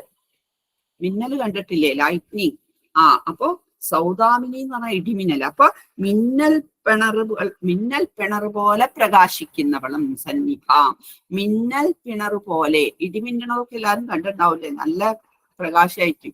അപ്പൊ അങ്ങനെ ഇടിമിന്നൽ പോലെ അല്ലെങ്കിൽ മിന്നൽ പിണറുകൾ പോലെ പ്രകാശിക്കുന്നവളും. ഇനിയോ ശംഖം ചക്രം വരം അഭയം ചദതി. ദേവിയുടെ കയ്യിലുള്ള അടയാളങ്ങള് അല്ലെങ്കിൽ ആയുധങ്ങളെയാണ് ഇവിടെ പറയുന്നത്. ശംഖുണ്ട്, ചക്രണ്ട്, വരം, വരദം മനസ്സിലായിട്ടോ ഉണ്ട്, അഭയം. വരവും അഭയവും രണ്ടും കയ്യില് ധരിച്ചിട്ടുണ്ട്. അപ്പൊ 4 കൈകളാണ് ഇവിടെ ഇപ്പൊ പറഞ്ഞിരിക്കുന്നത്. ശംഖ, ചക്ര, വരം, അഭയം. ഈ 4 മുദ്രകളെ ധരിച്ചിരിക്കുന്നവളും. ഇന്തോഹോ, ഇന്തോഹോ ഉണ്ട്. ഇന്തോഹോ കലാം ബിഭ്രതി. ഇന്തോഹോ കല എന്ന് പറഞ്ഞാൽ ചന്ദ്രകല. ചന്ദ്രകല ചൂടിയവളും. ദേവിയുടെ ആ നെറ്റിയില് അല്ലെങ്കിൽ ശിരസില് ചന്ദ്രകലയുണ്ട്. ചന്ദ്രകല ചൂടിയവളും. ഗ്രൈവേയാംഗത ഹാര കുണ്ടലധരാം. ഗ്രൈവേയാംഗതം മനസ്സിലായോ? ഗ്രൈവേയം എന്ന് പറഞ്ഞാൽ എന്താണ്? കഴുത്തില് കുടുങ്ങി ഇങ്ങനെ കിടക്കുന്നത്. ഗ്രീവത്തിൽ ഭവിച്ചത്, ഗ്രൈവേ എന്ന് പറഞ്ഞാൽ ഗ്രീവത്തിൽ ഭവിച്ചത്. ഇങ്ങനെ ഇടിച്ചു കെട്ടണ സംഭവം അല്ലേ. നെക്ലേസോ ചോക്കറോ എന്ത് വേണമെങ്കിലും ആവാതെ, മനസ്സിലായിട്ടോ. നെക്ലേസോ ചോക്കർ എന്നൊക്കെ പറയാം. അങ്ങനെ കഴുത്തിൽ കുടുങ്ങി കിടക്കണ ആഭരണം ധരിച്ചിട്ടുണ്ട്. ഗ്രൈവേയാങ്കത. പിന്നെ ഹാരം. ഹാരം എന്ന് പറഞ്ഞാൽ ഇങ്ങനെ ഞാണ് കിടക്കണ മാലകളാണ്. ഹാരം എന്ന് പറയുമ്പോ, ഗ്രൈവേയ എന്ന് പറയുമ്പോ ഇങ്ങനെ കഴുത്തിൽ പിടിച്ചു കിടക്കണ മാല, നെക്ലേസ് അല്ലെങ്കിൽ ചോക്കറ്. ഹാരം എന്ന് പറഞ്ഞിട്ടുണ്ടെങ്കിൽ ഇങ്ങനെ തൂങ്ങി കിടക്കണ മാലകൾ. അപ്പോ ഹാരം. പിന്നെ കുണ്ടലം, കാതില് നല്ല കുണ്ടലം ധരിച്ചിട്ടുണ്ട്, നല്ല കുണ്ടലങ്ങൾ. അപ്പൊ ചോക്കറുണ്ട്, ഞാണ് കിടക്കുന്ന മാലകളുണ്ട്, കാതില് നല്ല അതിമനോഹരമായ കുണ്ടലുണ്ട് ദേവിയുടെ. എന്നിട്ടോ ആകണ്ഡലാദൈഹി സ്തുത. ആകണ്ഡലൻ എന്ന് പറഞ്ഞാൽ ആരാന്നറിയോ? ഇന്ദ്രൻ. ആകണ്ഡലാധി എന്ന് പറഞ്ഞാൽ ഇന്ദ്രാദികള്, ഇന്ദ്രനും മറ്റ് ദേവന്മാരെല്ലാവരും. ആകണ്ഡലാധി എന്ന് പറഞ്ഞാൽ ഇന്ദ്രാദികൾ എല്ലാവരും, ഇന്ദ്രനും മറ്റ് ദേവന്മാരെല്ലാവരും ചേർന്ന് സ്തുതിച്ചുകൊണ്ടിരിക്കുക ദേവിയെ. ദേവി അങ്ങനെ സ്തുതിച്ചുകൊണ്ടിരിക്കുകയാണ്. അങ്ങനെ ഇരിക്കുന്ന ആ ദേവിയെ ദേവന്മാരെല്ലാവരും ഇന്ദ്രനോട് കൂടി ചേർന്ന് ദേവന്മാരെല്ലാവരും ദേവിയെ സ്തുതിച്ചുകൊണ്ടിരിക്കണോ. അങ്ങനെയുള്ള ദേവിയെ ധ്യായേ വിന്ധ്യനിവാസിനി. ദേവി വിന്ധ്യാപർവ്വതത്തിൽ വസിക്കുന്നവളും, വിന്ധ്യനിവാസിനി, വിന്ധ്യാപർവ്വതത്തിൽ വസിക്കുന്നവളും, ശശിമുഖി, നല്ല ചന്ദ്രനെ പോലെ വട്ടത്തിലെ സൗമ്യമായ മുഖത്തോടുകൂടി പ്രകാശിക്കുന്നവളും. നല്ല ശശിമുഖി എന്നാ പറഞ്ഞപ്പോ വളരെ സൗമ്യ ഭാവാണ് ദേവിയുടെ. സൗമ്യമായ മുഖത്തോട്, ചന്ദ്രന്റെ ശോഭയോടുകൂടിയും സൗമ്യമായ മുഖത്തോടുകൂടി ശോഭിക്കുന്നവളും ആയിട്ടുള്ള ദേവി പാർശ്വസ്ഥ പഞ്ചാനന. പഞ്ചാനൻ എന്ന് പറഞ്ഞാൽ രണ്ടർത്ഥമുണ്ട്. ശിവൻ എന്ന് അർത്ഥമുണ്ട്, സിംഹം എന്നും അർത്ഥമുണ്ട്. ഇവിടെ പാർശ്വഭാഗത്ത് സ്ഥിതി ചെയ്യണു. ആരാ സ്ഥിതി ചെയ്യണ? സിംഹം എടുത്താൽ മതി.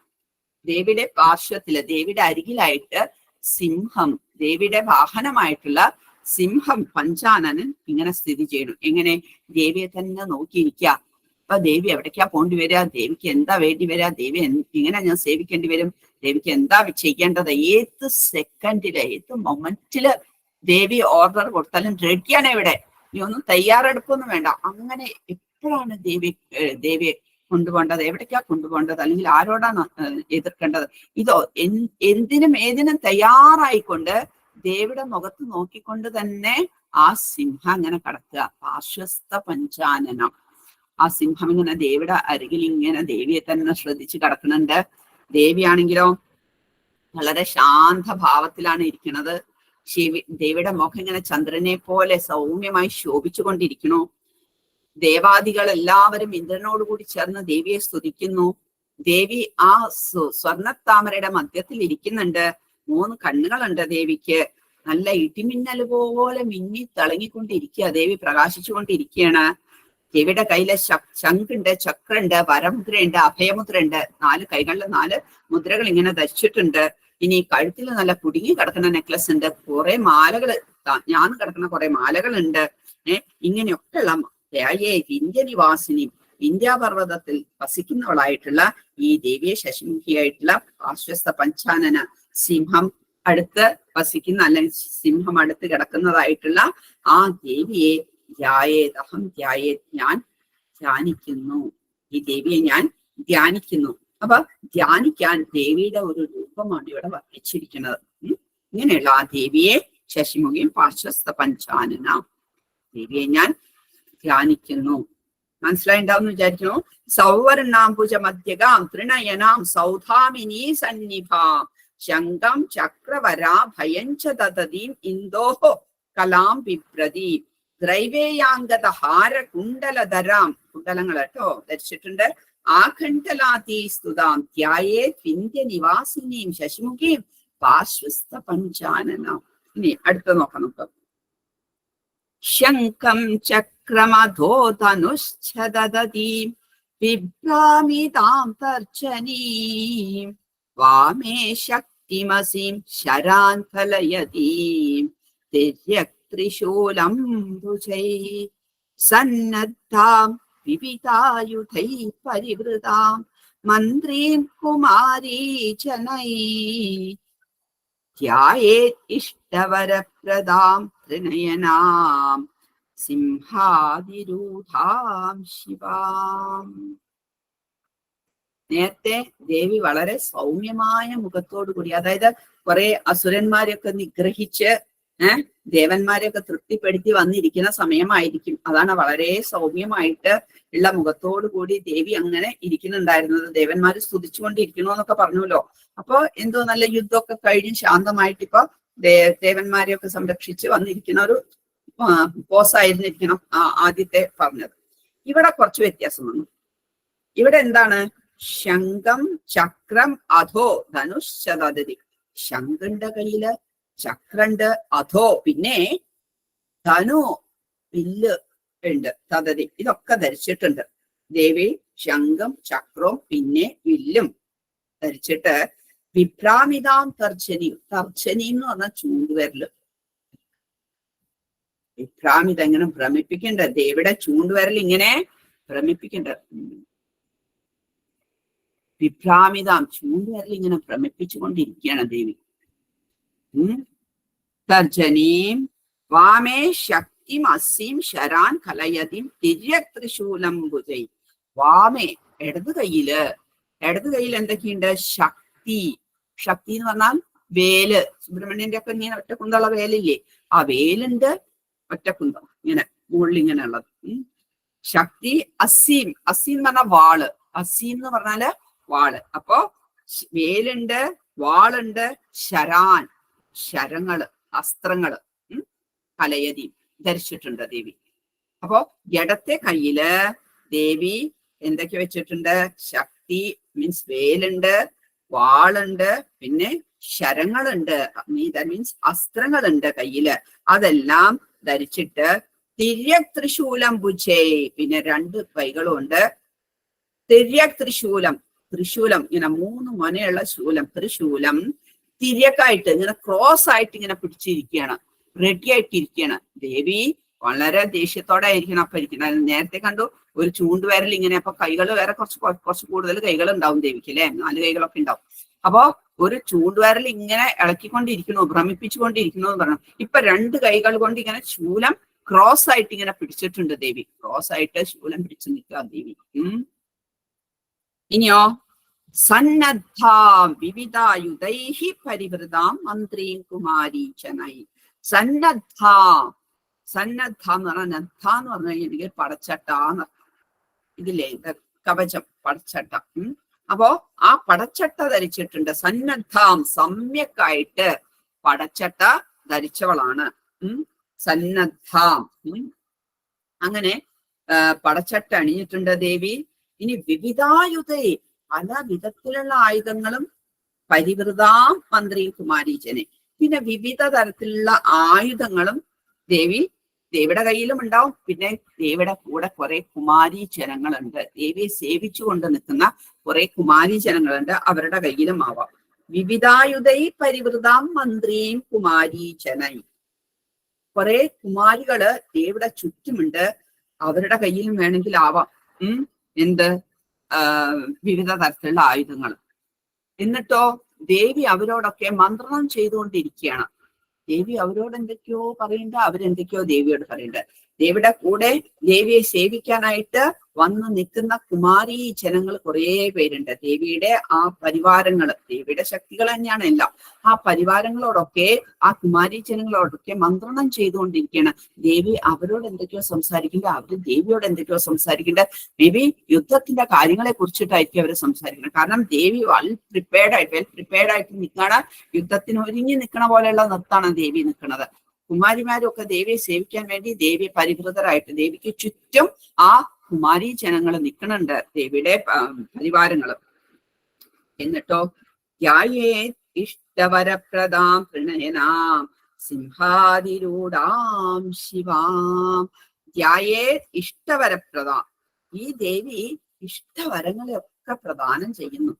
ആരാണോ ധ്യാനിക്കുന്നത്, അങ്ങനെയുള്ള ദേവിയെ ധ്യാനിക്കണം, ഞാൻ ധ്യാനിക്കണം.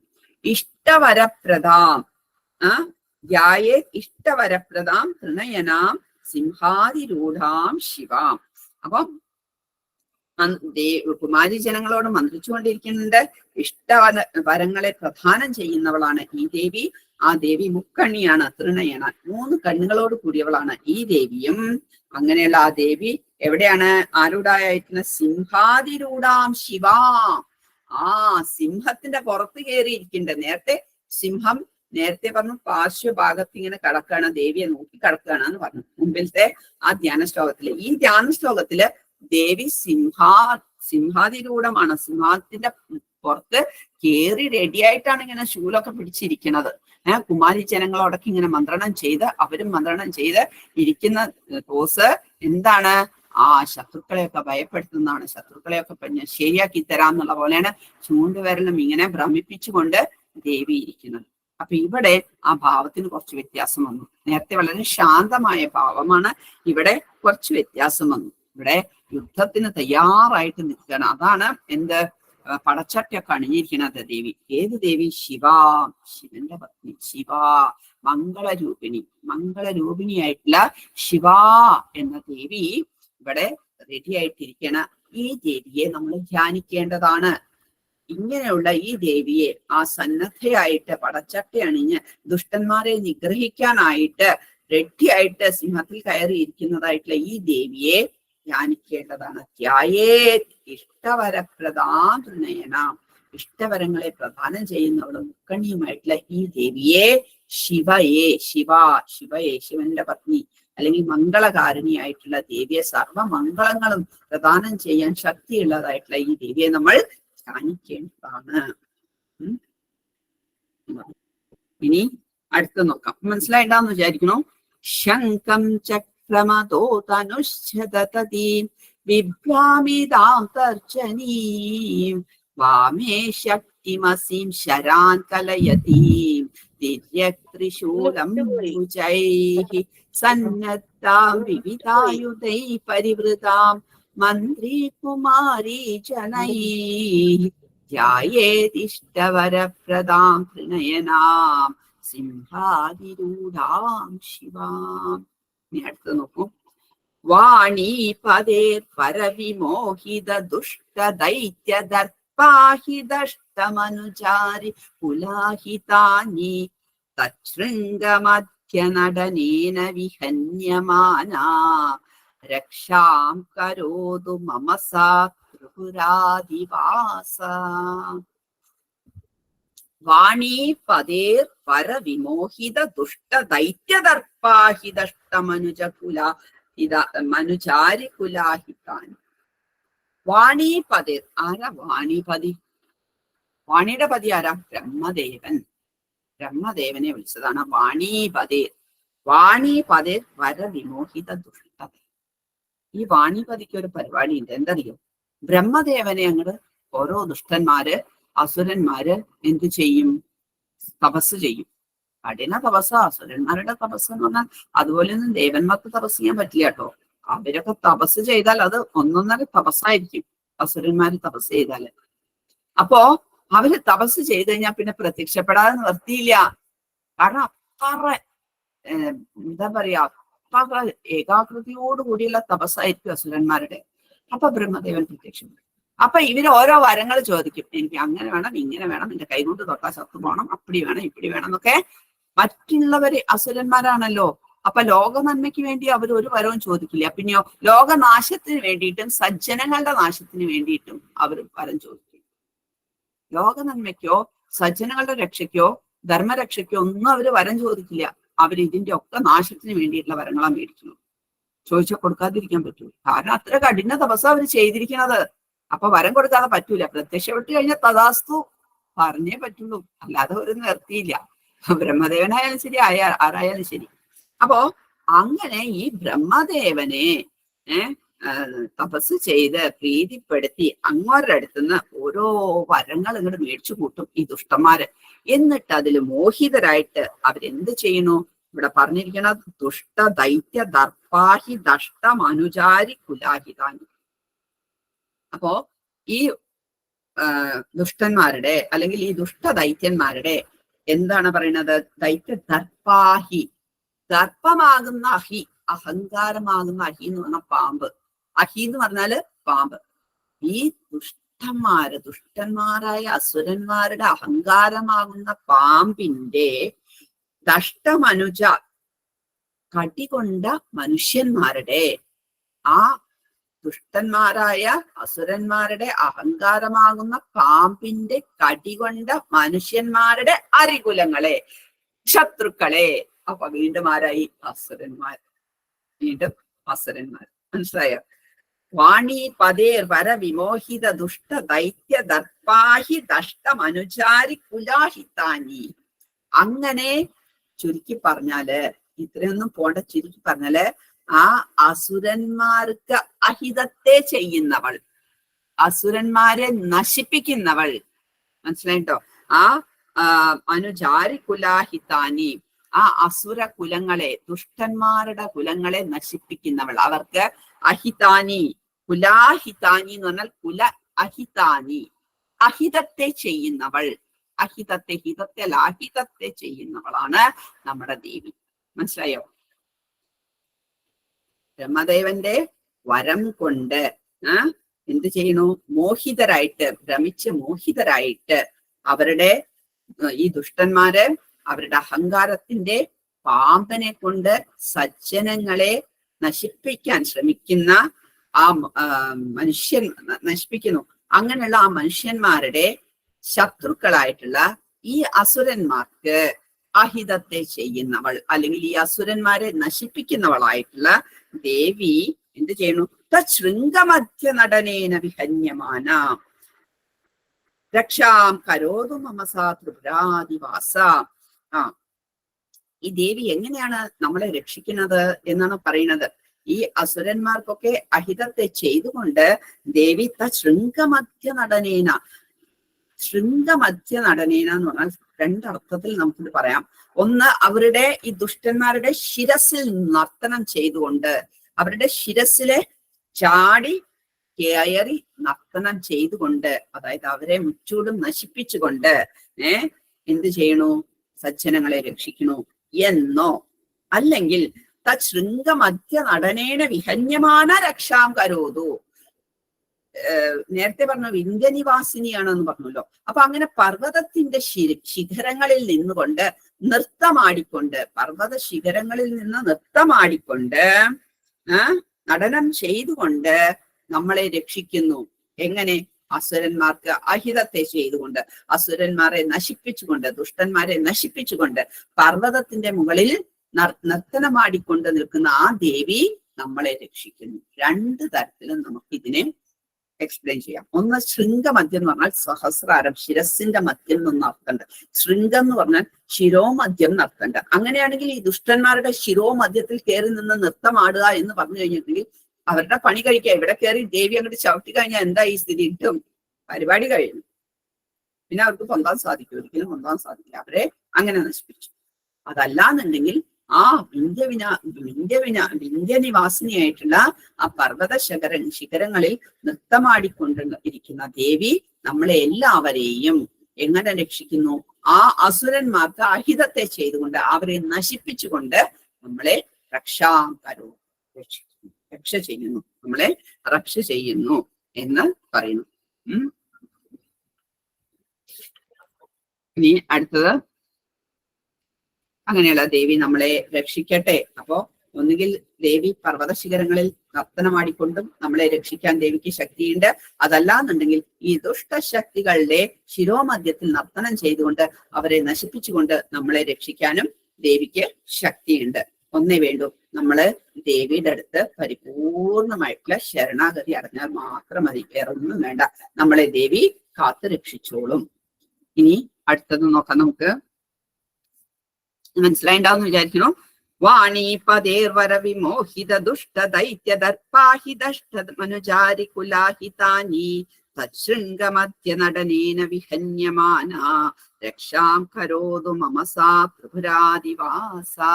ത്രിപുരാദിവാസ എന്ന് പറഞ്ഞു. ത്രിപുരാദിവാസ എന്ന് പറഞ്ഞാൽ ത്രിപുരങ്ങളിൽ വസിക്കുന്നവൾ. ത്രിപുരങ്ങളിൽ വസിച്ചുകൊണ്ട്, ത്രിപുരം ആ ദേവിയുടെ, ത്രിപുരം എന്നുള്ള സ്ഥലമുണ്ട്. ആ ത്രിപുരങ്ങളിൽ വസിച്ചു കൊണ്ടിരിക്കുന്ന ദേവി ഞങ്ങളെ രക്ഷിക്കട്ടെ. ത്രിപുരങ്ങളിൽ വസിക്കുന്ന ദേവി ഞങ്ങളെ രക്ഷിക്കട്ടെ എന്നാണ് അർത്ഥം വരുന്നത് കേട്ടോ. തശൃംഗമധ്യ നടനേന വിഹന്യമാന രക്ഷാം കരോതു മമസ ത്രിപുരാദി വാസ. ത്രിപുരങ്ങളിൽ വസിക്കുന്നതായിട്ടുള്ള ദേവി നമ്മളെ രക്ഷിക്കട്ടെ.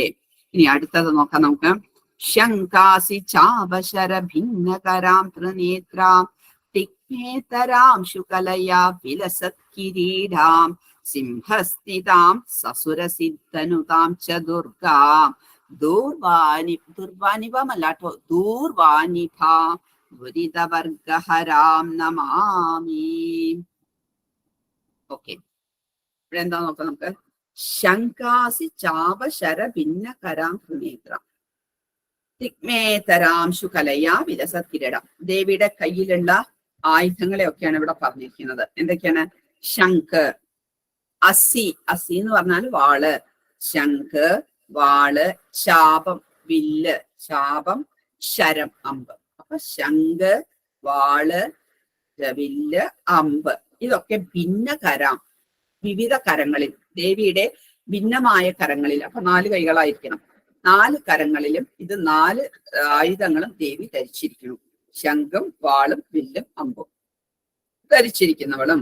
ത്രിനേത്ര 3 കണ്ണുകളോട് കൂടിയവളും, മുക്കണ്ണിയും 3 കണ്ണുകളോട് കൂടിയവളും. തിഗ്മേതരാംശു കലയാ വിലസത് കിരീടം. തിഗ്മം എന്ന് പറഞ്ഞാൽ തീഷ്ണം എന്നർത്ഥം. തീഷ്ണമായിട്ടുള്ള, അംശു എന്ന് പറഞ്ഞാല് കിരണങ്ങള്, കിരണങ്ങള്. ഓക്കെ, അപ്പോ എന്താണ് അംശു പറഞ്ഞാല്? സൂര്യകിരണങ്ങള്. തിഗ്മം എന്ന് പറഞ്ഞിട്ടുണ്ടെങ്കില് തീഷ്ണമായിട്ടുള്ള. അപ്പൊ തീഷ്ണമായിട്ടുള്ള സൂര്യകിരണങ്ങൾ കൊണ്ട് ശോഭിക്കുന്ന എന്ത്? വിലസത് കിരീടം. കിരീടത്തോട് കൂടിയവൾ എന്നും ആവാം. തീഷ്ണമായ സൂര്യരശ്മികളെ കൊണ്ട് അല്ലെങ്കിൽ സൂര്യകിരണങ്ങളെ കൊണ്ട് ശോഭിക്കുന്നവൾന്ന് ദേവിക്കുമാവാം. ഈ ഒരു വിശേഷണം ദേവിക്കുമാവാം, ദേവിയുടെ കിരീടത്തിനും ആവാം. തിഗ്മേതരാംശു കലയാ വിലസത് കിരീട. അപ്പോ അങ്ങനെയുള്ള ശരീരശോഭയോടുകൂടിയും അല്ലെങ്കിൽ ആ കിരീടം സൂര്യ തേജസ്സോട് കൂടിയിട്ട് സൂര്യകിരണങ്ങളോടുകൂടി ശോഭിക്കത്തക്ക രീതിയിലുള്ള കിരീടം ധരിച്ചവളും. ഇങ്ങനെ 2 തരത്തിലും അർത്തെടുക്കാം നമുക്ക്. അപ്പൊ തിഗ്മേതരാംശു കലയാ വിലസത് കിരീട, തീഷ്ണമായ സൂര്യകിരണങ്ങളെ കൊണ്ട് ശോഭിക്കുന്നവളും, അല്ലെങ്കിൽ തീഷ്ണമായ സൂര്യകിരണങ്ങളെ കൊണ്ട് ശോഭിക്കുന്നവളും, തീഷ്ണമായ സൂര്യകിരണങ്ങളെ കൊണ്ട് ശോഭിക്കുന്നതായ കിരീടത്തോടു കൂടിയവളും. ഇങ്ങനെ വേണമെങ്കിലും നമുക്ക് പറയാം. ഇനിയോ സിംഹസ്ഥിത, സിംഹത്തിന്റെ മുകളിൽ സ്ഥിതി ചെയ്യുന്നവളും, സിംഹാരൂഢയായിട്ടിരിക്കുന്നവളും, സിംഹത്തിന്റെ മുകളിൽ ഇരിക്കുന്നതും. സസുരസിദ്ധനുതാം, സസുരസിദ്ധ, സുരന്മാരാലും സിദ്ധന്മാരാലും. സുരന്മാരെന്ന് പറഞ്ഞാൽ ദേവന്മാര്, സിദ്ധന്മാര്. അപ്പൊ ദേവിയുടെ അടുത്ത് നിന്ന് ദേവന്മാരും സിദ്ധന്മാരും ഒക്കെ ദേവിയെ നുതാം, സ്തുതിച്ചുകൊണ്ടിരിക്കുന്നു. നുതാം എന്ന് പറഞ്ഞാൽ സ്തുതിക്കുക. അപ്പോ സുരന്മാരാലും സിദ്ധന്മാരാലും സ്തുതിച്ചുകൊണ്ടിരിക്കുന്ന ദുർഗ, ദേവി ദുർഗയാണ്. ദേവി ആരാണ്? ദുർഗയാണ്. ആ ദേവിയെ ആ ദേവി എങ്ങനെയുണ്ട്? ദൂർവാനിഭ. ദൂർവാനിഭ എന്ന് പറഞ്ഞാല് കരിങ്കറുക എന്നൊക്കെ പറയും. ചുരുക്കി പറഞ്ഞാൽ നല്ല കറുത്ത നിറത്തോടു കൂടിയത് എന്നർത്ഥം. നല്ല കറുത്ത വർണ്ണത്തിൽ ശോഭിച്ചു കൊണ്ടിരിക്കുന്നവൾ, നല്ല കറുത്ത നിറത്തോടു കൂടി ശോഭിച്ചു കൊണ്ടിരിക്കുന്നവളും. അപ്പൊ ദൂർവാനിഭ. അപ്പൊ വേണമെങ്കിൽ തിഗ്മേതരാംശു കലയാ വിലസത് കിരീടം എന്നുള്ളത് കിരീടത്തിന് കൊടുത്താൽ മതി. കാരണം ദേവിയുടെ നിലം നല്ല കറുപ്പാണ് എന്ന് പറഞ്ഞു. കറുത്ത നിറത്തിൽ ഇവിടെ ശോഭിച്ചു കൊണ്ടിരിക്കുന്ന ദേവി. അപ്പൊ കിരീടം സൂര്യകിരണങ്ങളാൽ, തീഷ്ണമായ സൂര്യകിരണങ്ങളെ കൊണ്ട് ശോഭിക്കുന്ന കിരീടത്തോട് കൂടിയവളും എടുക്കാം നമുക്ക് അവിടെ. സിംഹത്തിന്റെ മുകളിൽ സ്ഥിതി ചെയ്യുന്നവളും ആയിട്ടുള്ള ആ ദുർഗ ദൂർവാനിഭാം, നല്ല കറുത്ത വർണ്ണത്തോടു കൂടി ശോഭിച്ചു കൊണ്ടിരിക്കുന്നവളും. ദുരിതവർഗഹരാം നമാമി. ദുരിതവർഗങ്ങളെ, ദുഷ്ടവർഗങ്ങളെ മുഴുവൻ ഹരിക്കുന്നവളും, ദുഷ്ടന്മാരെ മുഴുവൻ ഹനിക്കുന്നവളും അല്ലെങ്കിൽ ഹരിക്കുന്നവളും, മുഴുവനായിട്ടും ഹരിക്കുന്നവളുമായിട്ടുള്ള ആ ദേവിയെ ഞാൻ നമാമി, അഹം നമാമി, ഞാൻ നമിക്കുന്നു, ഞാൻ നമിക്കുന്നു എന്ന് നമുക്കിവിടെ പറയാം. അപ്പൊ ശങ്കാസി ചാവശര ഭിന്നകരാം ത്രിനേത്ര തിക്മേതരാം ശുകലയാ വിലസത്കിരീടാം സിംഹസ്ഥിതാം സസുരസിദ്ധനുതാം ച ദുർഗാം ദൂർവാനിപാം ദുരിതവർഗഹരാം നമാമി. വിവിധ കരങ്ങളിലെ ശംഖ്, വാള്, വില്ല്, അമ്പ് എന്നിവ ധരിച്ചിരിക്കുന്നവളും ത്രിനേത്ര മുക്കണ്ണിയം തിക്മേതരാംശുകലയാ വിലസത് കിരീടാം തീഷ്ണങ്ങളായ സൂര്യകിരണങ്ങളോടുകൂടി ജ്വലിക്കുന്നതായിട്ടുള്ള കിരീടത്തോട് കൂടിയവളും സിംഹസ്ഥിതാം സിംഹത്തിന്റെ പുറത്ത് ഇരിക്കുന്നവളും സസുരസിദ്ധനുതാം സിദ്ധന്മാരാലും സുരന്മാരാലും അതായത് സിദ്ധന്മാരാലും ദേവന്മാരാലും സ്തുതിക്കപ്പെട്ടുകൊണ്ടിരിക്കുന്നവളുമായിട്ടുള്ള ആ ദുർഗാദേവി എങ്ങനെ ദൂർവാനിപ നല്ല കറുത്ത വർണ്ണത്തോടുകൂടി ശോഭിച്ചുകൊണ്ടിരിക്കുന്നതായിട്ടുള്ള ഉള്ളവളും ദുരിതവർഗഹരാം ദുരിതവർഗങ്ങളെ മുഴുവനും അല്ലെങ്കിൽ ദുഷ്ടവർഗങ്ങളെ മുഴുവനും ഹരിക്കുന്നതോളുമായിട്ടുള്ള ആ ദുർഗാദേവിയെ ഞാൻ നമിക്കുന്നു. അഹം നമാമി, ഞാൻ നമിക്കുന്നു. ഓക്കെ. ശങ്കാസി ചാപശര ഭിന്നകരാം ത്രിനേത്രാം തിക്മേതരാം ശുകലയാ വിലസത് കിരീടാം സിംഹസ്ഥിതാം സസുരസിദ്ധനുതാം ച ദുർഗാം ദൂർവാനിപാം ദുരിതവർഗഹരാം നമാമി. മാർക്കണ്ഡേയ ഉവാച. ഇനി മാർക്കണ്ഡേയൻ പറയാണ്. അടുത്തത് മാർക്കണ്ഡേയൻ ചോദിക്കാം. എന്താ മാർക്കണ്ഡേയൻ ചോദിക്കുന്നത്? യദ്ഗുഹ്യം പരമം ലോകേ സർവരക്ഷാകരം നൃണാം യന്ന കസ്യചിദാഖ്യാതം തന്മേ ബ്രൂഹി പിതാമഹ. അനിത ഇല്ലേ? അനിത അല്ലെങ്കിൽ ലക്ഷ്മിക്കുട്ടി ആരും ഇല്ല ഇന്ന്? ഹരിയോം ചേച്ചി. ഹരിയോം. ഹരിയോം. പിന്നെന്താ ഇത്രയും നേരം മിണ്ടാതിരുന്നത്? അല്ല ചേച്ചി, എനിക്കറിയാൻ പറ്റില്ല ആരൊക്കെ ഉണ്ട് എന്നുള്ളത്. എനിക്ക് ആരുടെയും ഒന്നും കാണാനില്ല ഇവിടെ. അല്ല ചേച്ചി രുക്മിണി ചേച്ചി. പെട്ടെന്ന് രുക്മിണിയുടെ പേര് ഓർമ്മ വന്നു, വിളിച്ചു. ബാക്കി പേരുകളൊക്കെ ബ്ലാങ്ക് എന്റെ തലയിൽ, ഒന്നുമില്ല. ഓർമ്മ വന്ന പേര് വിളിച്ചു. അപ്പൊ നിങ്ങൾ പറയണ്ടേ ഞങ്ങൾ ഇവിടെ ഉണ്ട് എന്നുള്ളത്. മാർക്കണ്ഡേയ ഉവാച. യദ്ഗുഹ്യം പരമം ലോകേ സർവരക്ഷാകരം നൃണാം യന്ന കസ്യചിദാഖ്യാതം തന്മേ ബ്രൂഹി പിതാമഹ. ഇവിടെ മാർക്കണ്ഡേയ ഉവാച, മാർക്കണ്ഡേയ മഹർഷി ചോദിക്കുകയാണ്. ആരോടാ മാർക്കണ്ഡേയ മഹർഷി ചോദിക്കുന്നത്? മാർക്കണ്ഡേയ മഹർഷി ചോദിക്കുന്നത് ബ്രഹ്മദേവനോടാണ്. ബ്രഹ്മദേവനോടാണ് മാർക്കണ്ഡേയ മഹർഷി ചോദിക്കുന്നത്. കാരണം അടുത്തതിൽ ബ്രഹ്മവാച എന്ന് കാണാം. അപ്പൊ ബ്രഹ്മാവാണ് മറുപടി പറയുന്നത്. മനസ്സിലായിട്ടോ? അപ്പോ യദ്ഗുഹ്യം പരമൻ ലോകേ, ഈ ലോകത്തില് പിതാമഹ അല്ലയോ പിതാമഹ ബ്രഹ്മദേവ, ഈ ലോകത്തില് പരമം ഗുഹ്യം, ഏറ്റവും പരമമായിട്ടുള്ളത്, ഏറ്റവും ഉത്കൃഷ്ടമായിട്ടുള്ളത് മാത്രം പോരാ, പിന്നെ ഗുഹ്യം, ഏറ്റവും സീക്രട്ട് ആയിട്ടുള്ളത്, രഹസ്യമായിട്ടുള്ളത്, ഇതുവരെ ആരോടും പറയാത്തത്, ഏറ്റവും ഉത്കൃഷ്ടമായിട്ടുള്ളതും ഏറ്റവും രഹസ്യമായിട്ടുള്ളതും ഇതുവരെ ആരോടും പറയാത്തതും ആയിട്ടുള്ളത് ഗുഹ്യം പരമം നൃണന്മാർക്ക്, മനുഷ്യന്മാർക്ക് എന്ത് വേണം? സർവരക്ഷാകരം പരമം ലോകേ സർവരക്ഷാകരം നൃണ, മനുഷ്യന്മാർക്ക് സർവവിധത്തിലുള്ള രക്ഷയെ ചെയ്യുന്നതും. അപ്പോ വളരെ ഗുഹ്യമായിട്ടുള്ളതും ഇതുവരെ ആരോടും പറയാത്തതും പരമമായിട്ടുള്ളത്, ഏറ്റവും ഉത്കൃഷ്ടമായിട്ടുള്ളതും, ഈ ലോകത്തില് മനുഷ്യന്മാർക്ക് സർവവിധത്തിലുള്ള രക്ഷയെ ചെയ്യുന്നതായിട്ടുള്ളതും എന്ന കസ്യചിത് ആഖ്യാതം, ഇതുവരെ ആരോടും പറയാത്തത്. മറ്റുള്ളവരോടൊന്നും പറഞ്ഞു പാട്ടാക്കിയത് എനിക്ക് ആവശ്യമില്ല. ഇതുവരെ ആരോടും പറയാത്തത്. മനസ്സിലായോ? ന കസ്യചിത് ആഖ്യാതം, ഒരുത്തനോടും പറയാത്തത്, ഇതുവരെ ഒരുത്തനോടും പറഞ്ഞിട്ടേ ഇല്ല എന്നുള്ള എന്താണ് ഉള്ളത്? പത്നി ബ്രൂഹി, അതെനിക്ക് പറഞ്ഞു തന്നാലും, അതെനിക്ക് ഉപദേശിച്ചു തന്നാലും, അതെന്നോട് പറഞ്ഞു തന്നാലും ബ്രഹ്മദേവ. അപ്പൊ എന്തൊക്കെയാണ് ഇവിടെ ആളുടെ കണ്ടീഷൻ നോക്കാം നമുക്ക്. വളരെ ഗുഹ്യമായിരിക്കണം, ഇതുവരെ രഹസ്യമായിരിക്കണം, ആരോടും പറയാത്തതായിരിക്കണം, ഏറ്റവും ഉത്കൃഷ്ടമായതായിരിക്കണം, പരമമായിരിക്കണം, ലോകത്തിലെ മനുഷ്യന്മാർക്ക് സർവരക്ഷയും ചെയ്യുന്നതായിരിക്കണം. ഞാൻ നേരത്തെ പറഞ്ഞ പോലെ ബാഹ്യമായും ആന്തരികമായിട്ടുള്ളതുമായിട്ടുള്ള രക്ഷ ചെയ്യുന്നതായിരിക്കണം. സർവരക്ഷാകരം നൃണാം, സർവവിധത്തിലുള്ള രക്ഷയും ചെയ്യുന്നതായിരിക്കണം. അങ്ങനെയുള്ള എന്താണോ കയ്യിലുള്ളത്, കസ്യചിത് ആക്കിയത്, ഇതുവരെ ആരോടും പറയാത്തത്, എന്നെ ബ്രൂഹി, അതെന്നോട് പറഞ്ഞാലും അതെനിക്ക് പറഞ്ഞു തന്നാലും പിതാമഹ, അല്ലയോ പിതാമഹ. നമ്മുടെയൊക്കെ മുത്തുമുത്തച്ഛൻ ആരാന്ന് ചോദിച്ചാൽ ബ്രഹ്മദേവൻ തന്നെയായിരിക്കും, അല്ലെ? ആ ബ്രഹ്മദേവനോട്, എല്ലാവരുടെയും സ്രഷ്ടാവായിട്ടുള്ള ബ്രഹ്മദേവനോടാണ് ഇവിടെ ചോദിക്കുന്നത്. നേരത്തെ ഞാൻ പറഞ്ഞു ഋഷി, ഇതിന്റെ ഋഷി ബ്രഹ്മദേവനാണ് എന്ന് പറഞ്ഞു, അല്ലെ? ഋഷി, ബ്രഹ്മ ഋഷിഹി എന്ന് പറഞ്ഞപ്പോ ലോകത്തിലെ ഏറ്റവും ആദ്യത്തെ ഋഷി ബ്രഹ്മദേവനാണ്. ലോകത്തിലെ ആദ്യത്തെ ഋഷി ആരാണ്? ബ്രഹ്മദേവനാണ്. ആ ബ്രഹ്മദേവനോടാണ് ഇവിടെ ചോദിക്കുന്നത്. ആ ബ്രഹ്മദേവന്റെ മുഖത്ത് നിന്നാണ് എന്തുണ്ടായിട്ടുള്ള വേദങ്ങൾ, 4 മുഖം 4 വേദങ്ങൾ എന്നൊക്കെ പഠിച്ചിട്ടുണ്ടല്ലോ നമ്മള്. അപ്പൊ ആ ബ്രഹ്മദേവനാണ് പറയാൻ പോണത്.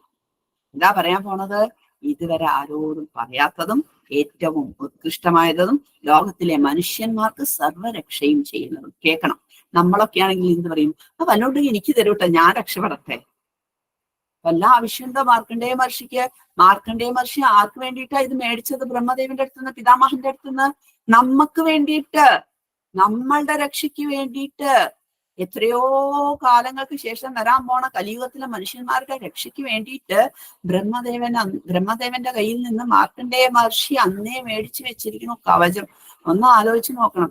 അപ്പൊ ആരാ മാർക്കണ്ഡേയ മഹർഷി, അല്ലേ? നമ്മളൊക്കെയാണെങ്കിൽ ഏതോ കാലത്ത് വരാൻ പോണവർക്ക് ദുഃഖിക്കേണ്ട, അവരൊക്കെ സന്തോഷിച്ചോട്ടെ വെച്ചിട്ട് നമ്മൾ പണിയെടുക്കും. ഇതാ നമ്മൾ വരുന്നവരുടെ വ്യത്യാസം. നമ്മൾ എത്രമാത്രം സ്വാർത്ഥ മൂർത്തികളാണെന്നൊന്ന് ആലോചിച്ച് നോക്കൂ. നമുക്ക് നമ്മുടെ കാര്യം, നമ്മുടെ ഭർത്താവിന്റെ കാര്യം, ഭാര്യയുടെ കാര്യം, കുട്ടിയുടെ കാര്യം, അതിനപ്പുറത്ത് വല്ലതുണ്ടോ? ഇല്ല. മഹർഷിയോ എത്രയോ കാലങ്ങൾക്ക് ശേഷം വരാൻ പോണ മനുഷ്യന്മാരൊക്കെ രക്ഷപ്പെട്ടോട്ടെ, എങ്ങനെയെങ്കിലും രക്ഷപ്പെട്ടോട്ടെ. എന്നിട്ട് പിതാമഹനോട് ചോദിക്കുന്നത് ഇതുവരെ ആരോടും പറയാത്തത് എന്താ? എല്ലാരോടും പറഞ്ഞ് പാട്ടാക്കിയതിന് വലിയ ഇതുണ്ടാവില്ല. എപ്പോഴും നമ്മളുടെ കയ്യിൽ കുറച്ച് സാധനം, സാരി തന്നെ പറയാം, ഒക്കെ പെണ്ണുങ്ങളാണല്ലോ അധികം. നമ്മുടെ കയ്യിൽ കുറെ സാരികളുണ്ട്, കുറെ സാരി ഉണ്ട്. നമുക്ക് കുറച്ച് കാഞ്ചീപുരം സാരി ഉണ്ട്, സാധാരണ ഓർഡിനറി സാരി ഉണ്ട്, ടിഷ്യൂ സാരി ഉണ്ട്, ആ സാരി ഈ സാരി ഒക്കെ ഉണ്ട്, പേരൊന്നും എനിക്ക് അറിഞ്ഞൂടാ. അതൊക്കെ വെച്ചിട്ട് നമ്മൾ എല്ലാവർക്കും കൊടുക്കാൻ നിശ്ചയിച്ചിരിക്കുന്നു. ഒരു കബോർഡ് നിറച്ച് സാരി നമ്മൾ ഇങ്ങനെ കൊടുക്കാൻ നിശ്ചയിച്ചു. അപ്പൊ ആൾക്കാർ ഇങ്ങനെ വരും, എനിക്ക് തരൂ, എനിക്ക് തരൂ, എനിക്ക് തരൂ പറഞ്ഞ് സാരി. നമ്മളിങ്ങനെ ആൾക്കാരെ നോക്കും. ഇവർക്ക് ഇത് മതി, ഇവർക്ക് ഇത് മതി, ഇവർക്ക് ഇത് മതി പറഞ്ഞ് നമ്മൾ കൊടുക്കും. സാധാരണ ഓർഡിനറി ലേബേഴ്സ് ഒക്കെയാണ് വരണമെങ്കിൽ, ഡെയിലി പണിക്ക് പോണവരൊക്കെ വരണമെങ്കിൽ അവർക്കൊക്കെ ഇങ്ങനത്തെ കോട്ടൺ സാരിയോ അല്ലെങ്കിൽ പോളിസ്റ്റർ സാരിയോ ഒക്കെ എടുത്തു കൊടുക്കാൻ അവർക്ക് ഡെയിലി ഉടുത്തിട്ടൊക്കെ പോകണ്ടല്ലോ. നല്ലൊരു ടിപ്പ് ടോപ്പിലോ ഒരു ലേഡി വന്നു നമ്മളുടെ അടുത്ത്, ലേഡി വന്നിട്ട് സാരി വല്ലതും ഉണ്ടെങ്കിൽ തരണം എന്ന് പറഞ്ഞാൽ നമ്മൾ എന്ത് ചെയ്യും? വേഗം ആർക്കും കൊടുക്കാതെ എടുത്തു വെച്ച കാഞ്ചീപുരം എടുത്ത് കൊടുക്കും നമ്മൾ. കാരണം ഈ ലേഡിക്ക് അത് മെയിൻറ്റെയിൻ ചെയ്യാൻ പറ്റുമെന്ന് നമുക്കറിയാം, ഇതിന് യോഗ്യത വെക്കുന്നുണ്ടെന്ന് നമുക്കറിയാം. കാരണം അവർ വേണ്ട വിധത്തിൽ എടുത്തോളും, വേണ്ട വിധത്തിൽ അത് ഷാംപൂ വാഷൊക്കെ ചെയ്തിട്ട് എടുത്തു വെക്കാനുള്ള കഴിവ് ഇവർക്കുണ്ട്. അപ്പൊ അത് അവർ വേണ്ട വിധം നമ്മൾ ആ സാരി, നല്ല കാഞ്ചീപുരം സാരി കൊടുക്കാൻ വെച്ചിരിക്കണം. അപ്പൊ അല്ലാതെ എന്നിങ്ങനെ കൂലിപ്പണിക്ക് പോണവർക്ക് നമ്മൾ കാഞ്ചീപുരം സാരി ഒന്നും കൊടുക്കില്ല. നമ്മൾ അത് സൂക്ഷിച്ചു വെക്കും. വേറെ എല്ലാ സാരിയും കൊടുക്കും. അതിന് യോഗ്യനായിട്ടുള്ള ആള് വരട്ടെ എന്ന് വെച്ചിട്ട് നമ്മൾ കാത്തെടുത്ത് വെക്കും. അല്ലെങ്കിൽ അത് നമ്മുടെ കബോർഡിലിരിക്കും. അത്ര തന്നെയുള്ളൂ, അല്ലെ? അങ്ങനെയല്ലേ നമ്മൾ ചെയ്യാം. ഇതേപോലെ മാർക്കണ്ഡേയ ഋഷിക്ക് അറിയാം എന്തെങ്കിലും ലോകരക്ഷയ്ക്ക് പറ്റിയിട്ടുള്ളതും ഇതുവരെ ആർക്കും കൊടുക്കാത്ത ബ്രഹ്മദേവൻ എന്തെങ്കിലും സൂക്ഷിച്ചു വെച്ചിട്ടുണ്ടാവും എന്നുള്ളത്. എനിക്ക് അങ്ങനെയുള്ളത് മതി. ഇതുവരെ ആർക്കും കൊടുക്കാത്തതും എല്ലാ മനുഷ്യർക്കും സർവ്വവിധത്തിലുള്ള രക്ഷ ചെയ്യുന്നതുമായിട്ടുള്ള എന്താണോ അങ്ങയുടെ കയ്യിലുള്ളത് അത് എനിക്ക് പറഞ്ഞു തന്നാലും എന്നാണ് പറയുന്നത്. മൂപ്പർക്ക് നന്നാവാൻ വേണ്ടിയിട്ട്, മനുഷ്യർക്ക് വേണ്ടിയിട്ട്. അദ്ദേഹം മുനിയാണ്, മാർക്കണ്ഡേയ മുനിയാണ്, അദ്ദേഹം ഋഷിയാണ്. അദ്ദേഹത്തിന് ഒന്നിന്റെ ആവശ്യമില്ല. മനസ്സിലായിട്ടോ? സമയമായില്ല. അപ്പോ ഇനി ബ്രഹ്മദേവൻ പറയണം. നല്ല രസമാണ് കേൾക്കാനായിട്ട് കേട്ടോ. നമുക്ക് അടുത്ത ആഴ്ച കേൾക്കാം. ഹരിയോ ടീച്ചർ.